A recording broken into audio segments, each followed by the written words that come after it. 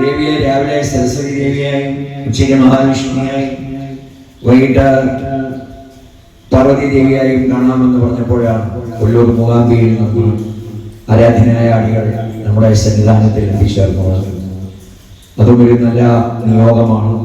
ഒട്ടനവധി വേദികളിൽ അദ്ദേഹം എത്തി ഞങ്ങളെ അനുഗ്രഹിച്ചിട്ടുണ്ട്. മണിയൂരിലെ വേദിയിലും ചേർത്തലയിൽ നടന്ന അനേകം വേദികളിൽ അദ്ദേഹം നമുക്ക് അനുഗ്രഹം ചൊരിഞ്ഞ ആളാണ്. കൈതപ്പതിരിമേനിയും അദ്ദേഹത്തെ പറ്റി എപ്പോഴും ഞങ്ങളോട് സൂചിപ്പിക്കാറുണ്ട്. അദ്ദേഹത്തിന്റെ വാക്കുകൾ നമുക്ക് ശ്രദ്ധിക്കാം.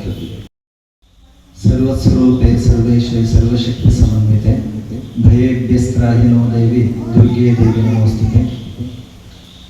ക്ഷേത്രത്തിൻ്റെ അധീശ്വരനിക്ക് നമസ്കരിച്ചിട്ട് ഇന്ന് ഈ ദിവ്യവേദിയിൽ നടക്കുന്ന നവാഹത്തിൻ്റെ ഒരു സുസന്ദർഭത്തിൽ ക്ഷേത്ര ദർശനത്തിൽ വന്നപ്പോൾ കണ്ട സുനിൽ പള്ളിക്കരവರ സുഹൃത്തുക്കൾ ಅವರ ಈ ഭാഗവത ദേവി ഭാഗവത നവാഹത്തിൻ്റെ എല്ലാവിധമായിട്ടുള്ള ശുഭഫലം ഭഗവതി ദേവി എല്ലാവർക്കും അനുഗ്രഹിക്കട്ടെ. ദേവി ഭാഗവതം ഒരു വിശിഷ്ടമായിട്ടുള്ള പുരാണ കഥ. പുരാണങ്ങളല്ല ശ്രുതം ഹരതി പാപാനി എന്നിട്ട് നമ്മുടെ ജന്മജന്മാന്തരത്തിൻ്റെ ദോഷകർമ്മങ്ങളെ നിവൃത്തി ചെയ്യുന്ന ഒരു കഥാഭാഗങ്ങളാണ്. അത് കേട്ടാലേ നമ്മൾ പലവിധമായിട്ടുള്ള ദോഷങ്ങൾ നിവൃത്തിയാകുന്നിട്ട് ദേവി ഭാഗവതത്തിൻ്റെ സപ്തശതിയിൽ വരും.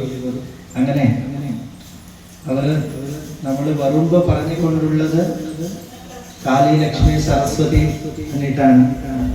ആ ഒരു ശ്ലോകം സർവദേവ ശരീരേഭ്യോ യാവിർഭൂതാമിത പ്രഭ ത്രിഗുണാസ മഹാലക്ഷ്മി സാക്ഷാൽ മഹിഷമർദിനി എന്നിട്ട് എല്ലാ ദേവതകള ശരീരത്തിൽ ഉത്പത്തി ആയ ആ ദിവ്യ തേജസ്സാണ് മൂന്ന് ഭാവം കൊണ്ട് മഹാകാലി, മഹാലക്ഷ്മി, മഹാസരസ്വതി.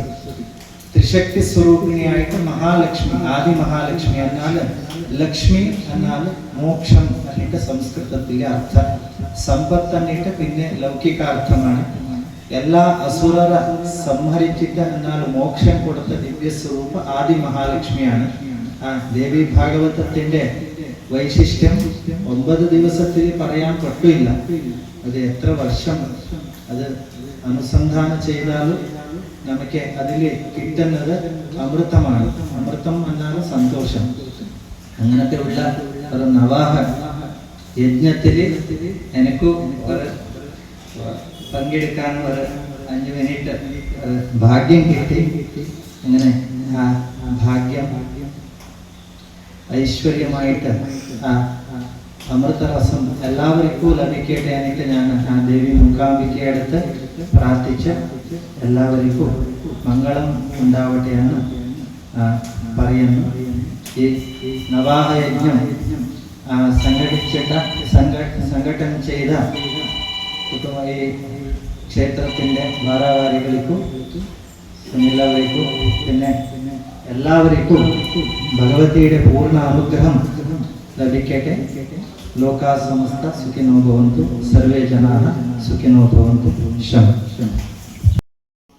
പ്രഥമശൈലേശ്വരിയമ്മയുടെ അടുത്തെത്തിയതുപോലെ എനിക്ക് അത്ഭുതം തോന്നിയത് രാവിലെ സരസ്വതിയായും ഉച്ചയ്ക്ക് മഹാലക്ഷ്മിയായും വൈകിട്ട് പാർവതിയായും അമ്മയെ കാണണമെന്ന് പറഞ്ഞ സമയത്ത് അദ്ദേഹം പത്നി സമേതനായി എത്തിച്ചേരുകയാണ്. അദ്ദേഹത്തിന്റെ സൗകര്യം നോക്കി ധാരാളം യജ്ഞങ്ങൾ ആലപ്പുഴ ജില്ലയിലെ ചേർത്തലയിൽ നമ്മൾ സംഘടിപ്പിച്ചു. ഒരു പഞ്ചദിന ഗണേശ പുരാണ സത്രത്തില് ഒരു ദിവസം രാവിലെ ഏതാണ്ട് 4 മണിക്കൂർ തിരുമേനിയുടെ ഹോമവും, 2-ാം ദിവസം ആരാധനയായ രാജീവരി തിരുമേനിയുടെ ഹോമവും, 3-ാം ദിവസം മള്ളിയൂർ തിരുമേനിയുടെ മകൻ പരമേശ്വരൻ തിരുമേനിയുടെ ഹോമവും, 4-ാം ദിവസം മധുര മീനാക്ഷി ക്ഷേത്രത്തിലെ തന്ത്രിയുടെ ഹോമവും ഒക്കെ. അപ്പൊ അദ്ദേഹത്തിന്റെ ഡേറ്റ് നിശ്ചയിച്ച് ധാരാളം യജ്ഞങ്ങൾ നമ്മൾ കേരളത്തിൽ സംഘടിപ്പിക്കാറുണ്ട്. അവിടെയൊക്കെ അദ്ദേഹം സമയം ഉണ്ടാക്കി എത്തിച്ചേരാറുണ്ട്. അതിന്റെ ഒരു പുണ്യമാണ് അവിചാരിതമായി ശുഭസ്യ ശീഘ്രം എന്ന് പറയുന്നത് പോലെ അദ്ദേഹം ഇവിടെ ഇവിടെ എത്തിച്ചേർന്നത്. ഓടി അന്വേഷിച്ചപ്പോൾ ഇവിടെ നിന്ന് ലൈറ്റിൽ എനിക്ക് പ്രത്യേകം മുഖം കണ്ടില്ല, പിന്നീടാണ് അദ്ദേഹത്തെ മനസ്സിലായത്. ഒത്തിരി തവണ അദ്ദേഹത്തിന്റെ പാദ നമസ്കാരം ചെയ്ത് മൂകാംബികാമ്മയുടെ അനുഗ്രഹം. നമുക്ക് ശ്രീകോവിലിൽ കയറാൻ സാധിക്കില്ല. നമ്മളും തിരുമേനിയും അടികളുമായിട്ടുള്ള ബന്ധം ശ്രീകോവിലിന്റെ പടി വരെയുള്ളൂ. അതുകൊണ്ടാണ് നമ്മൾ അല്പം മുമ്പ് വായിച്ചത് അവർ ദേവീ സ്വരൂപതയാണ്. ദേവിയെ എങ്ങനെ കാണുന്നു അതേപോലെ അവരെ കണ്ടാലും നമുക്ക് അനുഗ്രഹം. തിരുമേനി വന്നതുകൊണ്ട് തിരുമേനിക്ക് എല്ലാ അനുഗ്രഹം, നമുക്കാണ് അനുഗ്രഹം.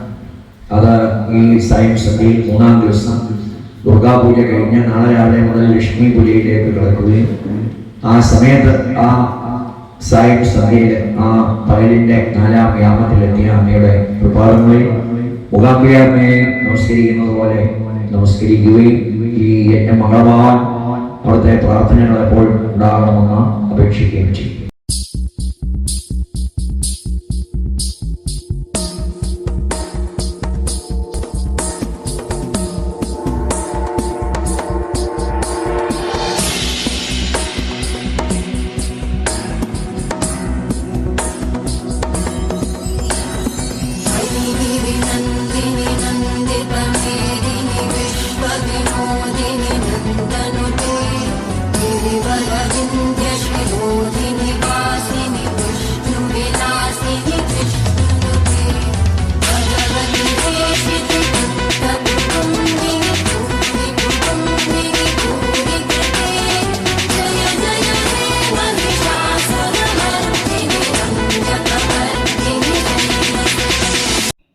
മൃദംഗ ശൈലേശ്വരിയിൽ നിന്ന് നമ്മൾ നേരെ പോയത് മേലൂട്ട് ശ്രീ മുത്തപ്പൻ മടപ്പുരയിലേക്കാണ്.